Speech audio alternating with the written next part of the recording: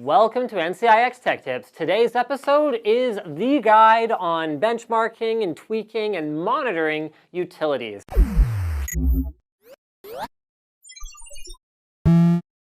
Most of the ones we're focused on today are free, so you can use them on your system. Let's start with the CPU. CPU-Z or CPU-Z, however you prefer to pronounce that letter, by CPU ID is an extremely popular tool for looking at your CPU stats. It gives you a ton of information about the processor itself, everything from the brand to the family to the clock speed to the instruction sets it supports, as well as the voltage it's running at, and gives you a little bit of rudimentary information on the motherboard, RAM, and graphics as well. CPU-Z is mostly used by me for things like finding out, well, okay, is Intel Turbo Boost working? Am I thermal throttling? You can monitor in real time what actual speed your CPU is running at. RealTemp is a great tool for Intel, again for the CPU, but this time, as you may or may not have figured out, for finding out the real temperature that it's running at. Instead of relying on a diode on the motherboard that's far away from the CPU and like some kind of corrective measure that goes along with that, it actually pulls the temperature directly off the CPU. The only disadvantage is it only works on Intel processors. CoreTemp works on Intel, AMD, and VIA processors, and so it gives you a little bit more compatibility, but I've personally found it to be, well, it's a bit of an older tool and it's a little bit less well regarded these days, but it's always changing. These tools are going in and out of fashion all the time. For the GPU, well, the fashion hasn't changed much recently. There's a ton of different graphics card hardware monitors and tweaking tools. EVGA Precision, and ASUS has their,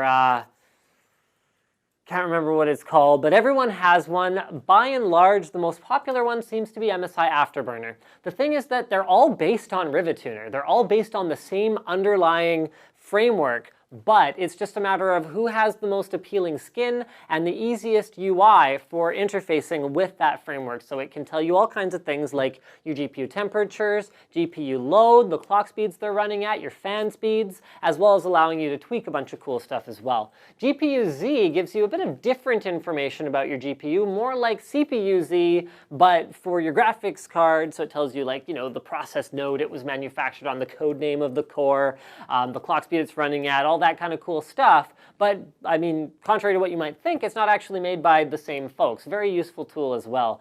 GPU Shark is another simple, lightweight GPU monitor. For RAM, there's not as many options out there. There's FreeRAM XP Pro, which allows you to free up RAM. You can see what's running. Memory Monitor monitors performance, and really what I usually use is the RAM usage monitor in the Task Manager and the Resource Monitor built into Windows. I don't find myself usually needing a third-party tool for RAM, and a lot of the third-party tools for RAM end up being kind of bloatware or hey, pay us a little bit more and we'll make your RAM even more faster. It generally doesn't make that much of a difference. The best way to optimize your RAM is, if you're using too much of it according to Task Manager, put in some more and then you'll probably be fine. For storage, Crystal Disk Info is a monitoring program for basically just seeing information about the disks in your system. Crystal Disk Mark is a very popular sort of quick and dirty disk benchmark.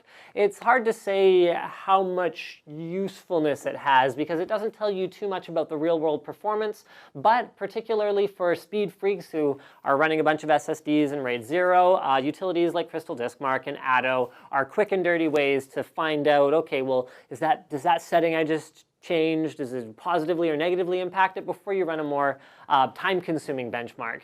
HD Sentinel has options for telling you when your hard drive is about to fail using SMART. SMART is great. Most drives support it, most systems support it, and if you're not using it, then you're not taking advantage of functionality that's just there and it's free and you might as well do it anyway. For the power supply, there aren't a ton of options either. If you're using something like a Corsair AXI series power supply, you can use their Link software to see all kinds of great stuff like the efficiency it's running at, temperature, fan control, all that kind of cool stuff. But most power supplies, beyond using something like a kilowatt and an electricity usage monitor, that's plugged into the wall, there's not a whole lot that you can do to monitor your power supply. I mean, you can check out online power supply calculators if you don't have the piece of hardware for finding out how much power you're consuming, but generally speaking, I found those to be extremely inaccurate. Now, finally, we've got some of the system info and all-in-one tools. So hardware info is full-featured software with a graphical interface. Lists info, it's won a bunch of awards from SoftPDSCnet and all that kind of cool stuff. It's a more user-friendly, basic system info, a little bit beyond beyond what's in the standard Windows system info.